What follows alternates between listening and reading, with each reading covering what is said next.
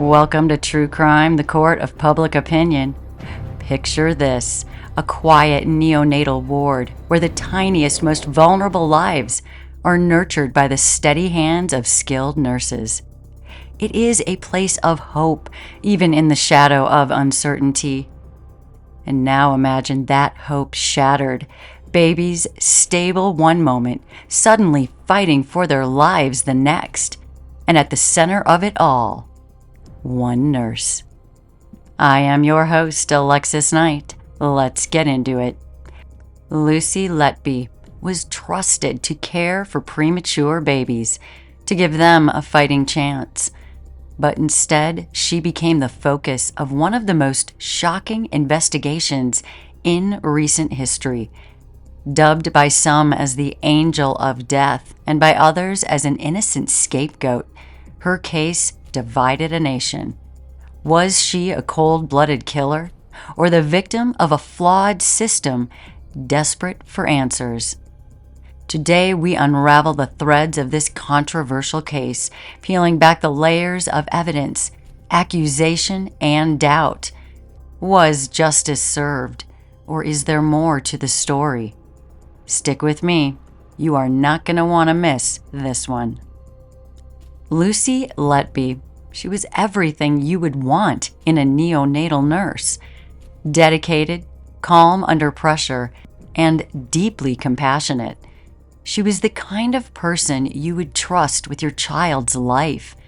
And for years, families at the Countess of Chester Hospital did just that. Located in Chester, England. Yep, this one is outside of the United States, guys. True crime of public opinion. That's a court that's everywhere. All right, well, this is in Chester, England. This hospital served as a lifeline for families across the region, especially those with premature or critically ill infants needing round-the-clock care. Between 2015 and 2016, something changed. In a unit where infant deaths were rare, doctors began to notice a disturbing pattern. Babies who were stable suddenly collapsed. Some recovered, others did not. When they looked closer, there were even stranger findings.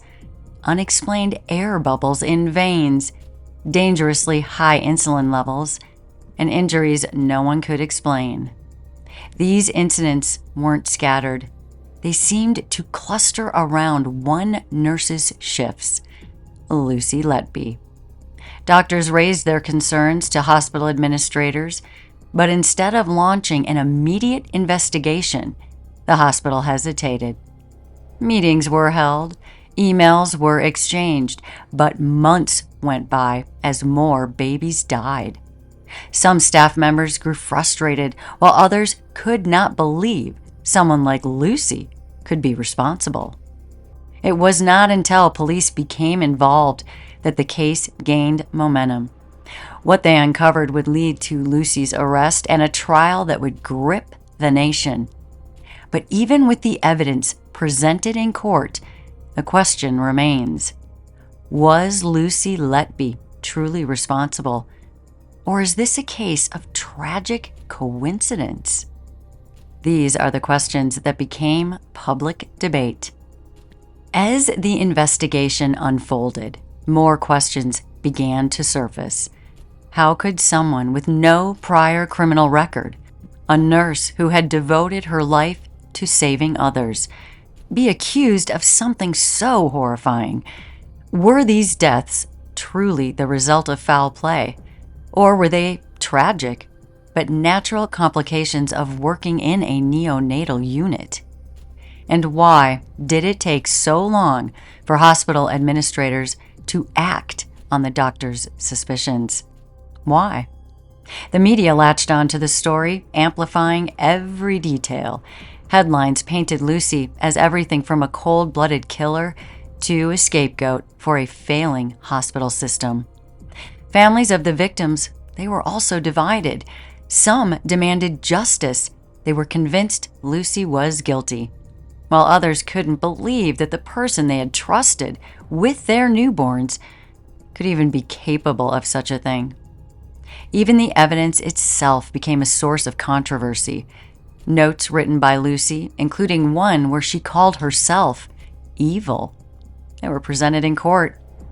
But was that a confession? Or was it the desperate words of someone overwhelmed by accusations? Well, the public could not agree, and the trial only deepened the divide. Now, the timeline itself raised eyebrows. Between June of 2015 and June of 2016, the Countess of Chester Hospital saw a spike in infant deaths and near-fatal collapses. During this time, doctors reported incidents they couldn't explain. These babies who were improving suddenly deteriorated, and some who had survived had unusual findings in their blood work, and they also found things in their autopsies. Hospital administrators initially brushed off concerns, attributing the deaths to natural complications often seen in premature babies. But behind closed doors, medical staff began connecting the dots. By the time Lucy Letby became a focus, the hospital had recorded over 17 cases of unexplained harm or death. The delay in responding became a point of contention, with some accusing the hospital of protecting its reputation at the expense of innocent lives. This wasn't just about one nurse anymore. This was about the system, the leadership, and the ethical dilemmas of acting or failing to act on suspicions. Did the hospital act too late? Or were they cautious not to ruin someone's life without any solid evidence? And once Lucy Letby was accused, was the investigation thorough enough to ensure justice? Or was it rushed under the pressure of public outrage? When law enforcement finally stepped in, this investigation spanned years. Detectives combed through medical records, hospital logs, and Lucy Letby's personal belongings. Every detail of her life became under scrutiny. They uncovered text messages to colleagues, diary entries, and even notes found in her home, some of which seemed damning. One note in particular became infamous. This was the handwritten message where Lucy wrote, "I am evil. I did this." But not everyone saw this as a smoking gun. Critics argued that the note was a cry for help. It was a reflection of someone under immense pressure and stress. But no, this was not a confession. While others questioned the hospital's handling of the initial investigation, why hadn't they involved the police sooner? Could vital evidence have been lost in the delay? And if Lucy was guilty, how could she have continued working for so long without arousing stronger suspicion? By the time Lucy was arrested, the nation was gripped. The media frenzy painted a picture of a woman living a double life, an angel at work, but harboring dark secrets. Yet for every person convinced of her guilt, there were others who believed she was being scapegoated for institutional failings. The case against Lucy Letby relied heavily on patterns that painted a disturbing picture but also left room for doubt. Prosecutors pointed to the timeline of incidents, babies collapsing or dying in Letby's shifts, often with unexplained causes. Medical records showed anomalies like excess air in the bloodstreams, insulin spikes, internal injuries. The prosecution claimed these findings were no accident. They were deliberate acts of harm. However, the defense pushed back, and they pushed back hard, arguing that premature babies are inherently fragile and prone to sudden complications. Could the hospital's own failings, from staffing shortages to outdated equipment, have contributed to the tragedies? And what about the doctor's bias? Once suspicions fell on Letby, how objective were their observations really? For the public, the case was deeply unsettling. On one hand, the idea of a trusted nurse harming the very patients she was meant to save, well, it was unthinkable. On the other, the possibility that an innocent woman was being framed for systemic failures, well, that was just as horrifying. People began choosing sides, dissecting every new detail in the news, and asking one haunting question. Well, if Lucy Letby wasn't guilty, then who or what was to blame? When Lucy Letby's trial began, it became one of the most talked about legal cases in modern UK history. The prosecution's opening statements painted a chilling portrait of Letby as a calculated killer. They argued that her seemingly calm and caring demeanor masked darker intentions and that her presence during critical incidents was far too frequent to be coincidental. They presented evidence of text messages Letby had sent to colleagues, which they claimed revealed a fixation on certain cases and an unusual level of interest in the grieving families. The defense, however, they portrayed a completely different picture. They described Letby as a hard-working nurse who had been caught in the middle of a tragedy far beyond her control. They questioned the reliability of the evidence, pointing out that no one had actually seen Letby harm any of the babies. Much of the case, they argued, was built on circumstantial evidence and assumptions that were made after the fact. Public interest skyrocketed. Courtrooms were packed. The news outlets, they ran daily updates. Social media, well, that became a battleground with heated debates over Letby's guilt or innocence.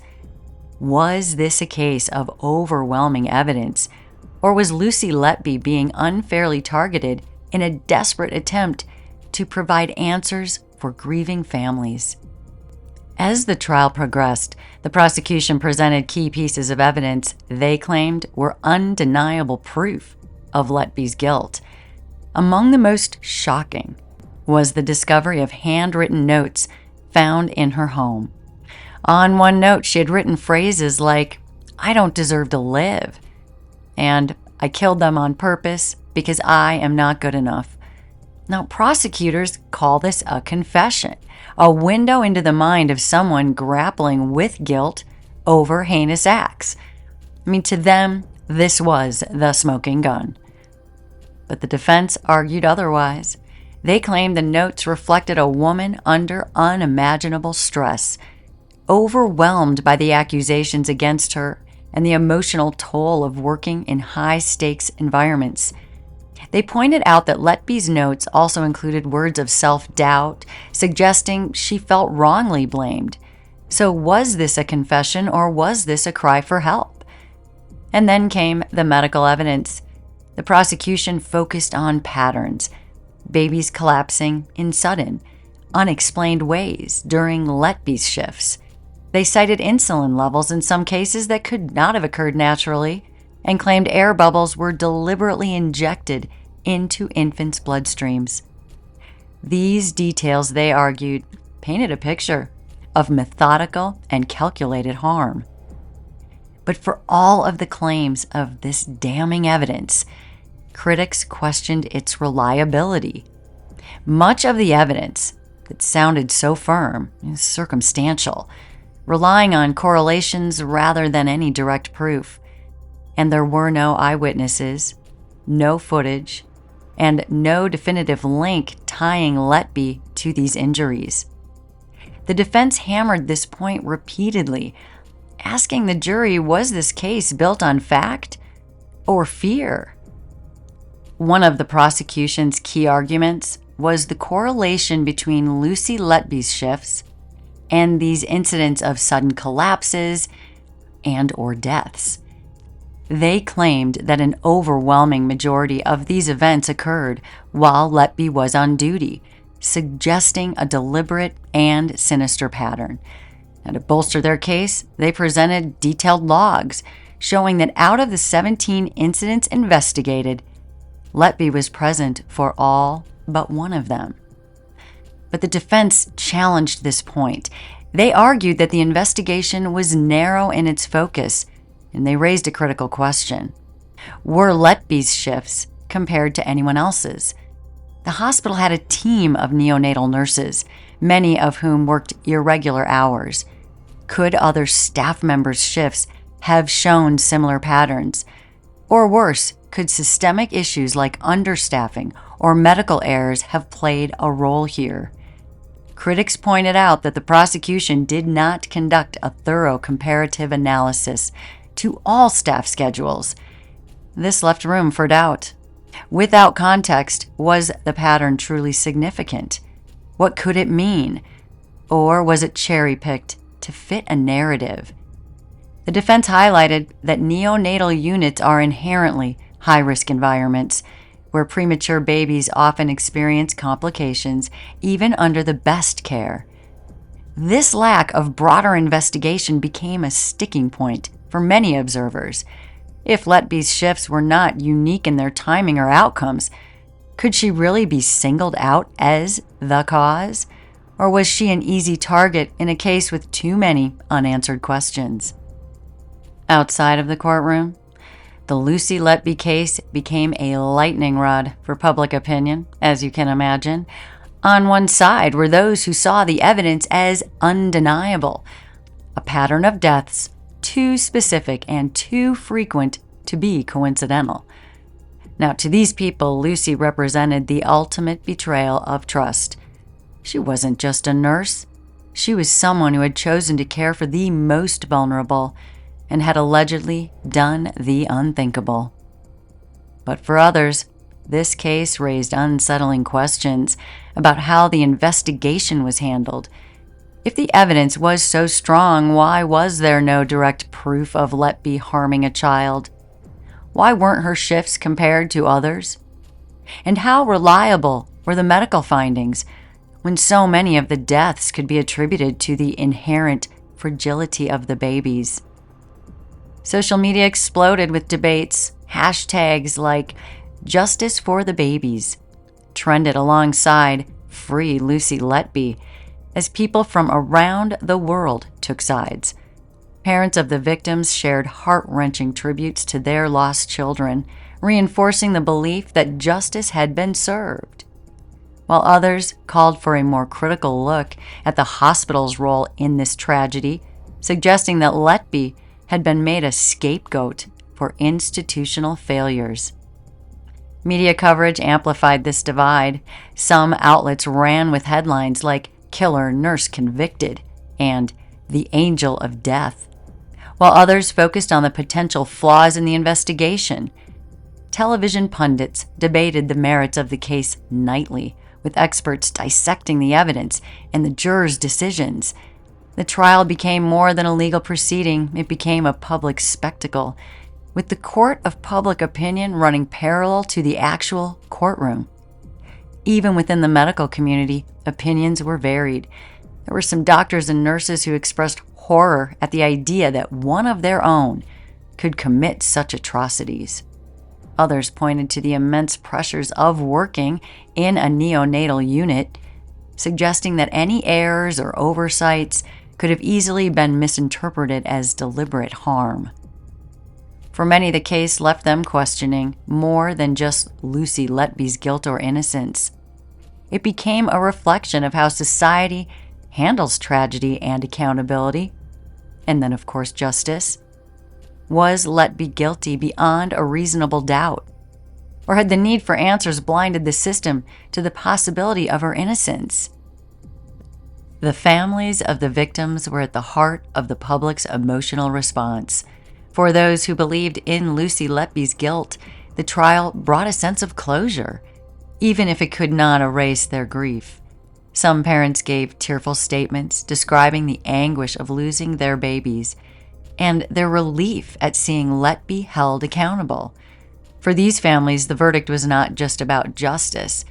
It was also about protecting future children from harm. However, other families voiced skepticism. They questioned whether Letby had been treated fairly and whether the hospital's failures had been properly examined. One parent described feeling uneasy about how quickly suspicion fell on a single nurse, rather than the broader system. They argued that if systemic issues were to blame, future tragedies could occur. There wasn't going to be real change. The hospital itself became a focal point of public scrutiny. Critics accused administrators of mishandling the early stages of the investigation, delaying action while more lives were lost. Whistleblower accounts revealed that some doctors had raised alarms about Letby long before police were involved, only to be dismissed by higher-ups. This led to accusations that the hospital prioritized its reputation over patient safety, a claim that further divided opinion.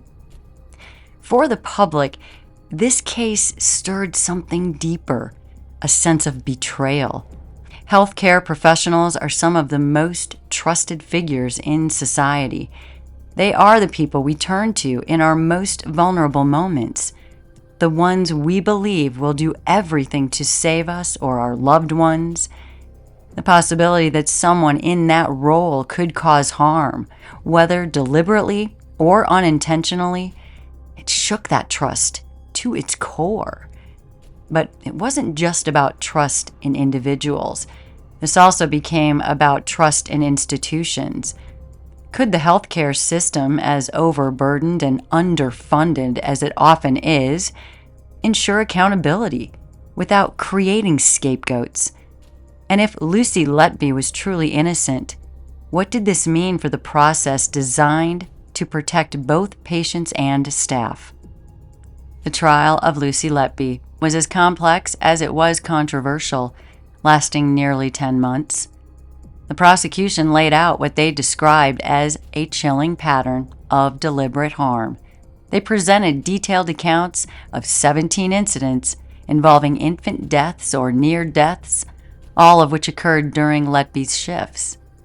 Forensic experts testified about unusual findings, such as lethal air bubbles in the bloodstream, unexplained insulin spikes, and those signs of physical trauma. One case involved a premature baby boy, referred to as Baby A. He had been making progress when suddenly he collapsed and died. The prosecution argued that Letby injected air into his bloodstream, a claim supported by post-mortem findings. Another case, Baby E, was marked by an unexplained drop in blood sugar levels. The prosecution claimed that Letby had administered insulin, an act they described as calculated and intentional. However, the defense dismantled these claims, pointing out that none of these incidents had been witnessed. There was no definitive proof tying this one nurse, Letby, to these alleged acts. They highlighted inconsistencies in the hospital records and argued that the evidence relied heavily on circumstantial connections. In Baby A's case, they pointed out that no one had actually seen Letby inject air, and there were plausible alternative explanations for this baby's sudden deterioration. The defense also emphasized Letby's spotless record. Before all of this, they argued that the allegations relied on hindsight bias, interpreting ordinary actions through the lens of suspicion once Letby was under scrutiny. For instance, text messages where Letby expressed concern for the families were now being framed as manipulative, while her diary entries, they claimed, reflected the anguish of being wrongly accused. Both sides called upon medical experts to testify, leading to very fierce clashes in court. While some experts backed the prosecution's theories, others sided with the defense, emphasizing the inherent unpredictability of neonatal care. The jury was left to navigate a sea of medical jargon, conflicting interpretations, and very emotional testimony. As the trial reached its climax, the jury was presented with Lucy Letby's own testimony. Calm and composed, she denied all accusations, insisting she had always acted in the best interests of her patients. Her defense team pointed to her character and her clean record and her dedication to her job. They painted her as a victim of a deeply flawed investigation, one that had jumped to conclusions based on circumstantial evidence rather than any hard facts. The prosecution fired back because you know they will. They emphasized the sheer number of incidents tied to Letby's shifts. They argued that the statistical improbability of so many collapses occurring only during her hours, this was nearly impossible to ignore. To them, the case was not just about patterns, it was about intent. The jury deliberated for days, weighing the evidence and the arguments. When the verdict was finally announced, the courtroom was silent, the tension palpable. Lucy Letby was found guilty of multiple counts of murder and attempted murder. Her sentencing brought a sense of closure for some, but left others with lingering doubts. In the wake of the trial, questions about the healthcare system's role remained unanswered. Could earlier intervention have saved their lives?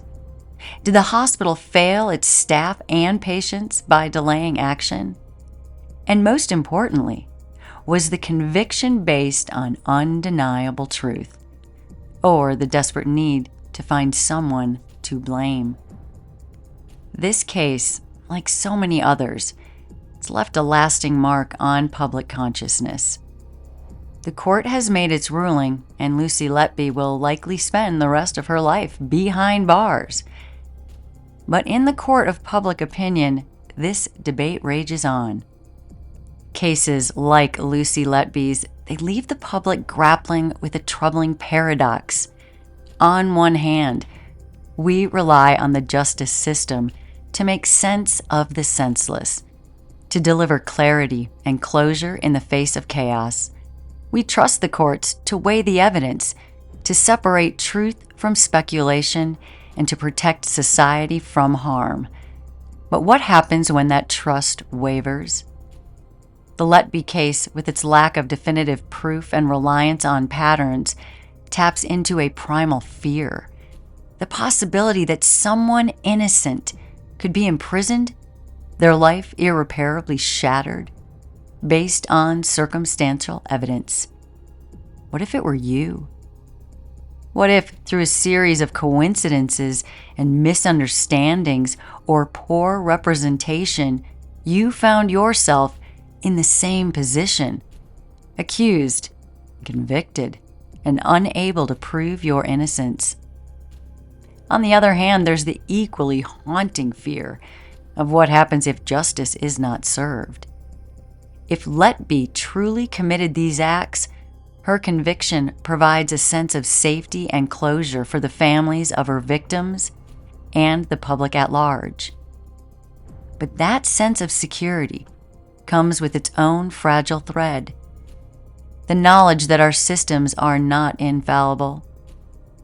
This duality, fearing wrongful conviction while also fearing the failure to convict the guilty, this is what keeps us so deeply invested in cases like this. It reminds us that justice is not a guarantee.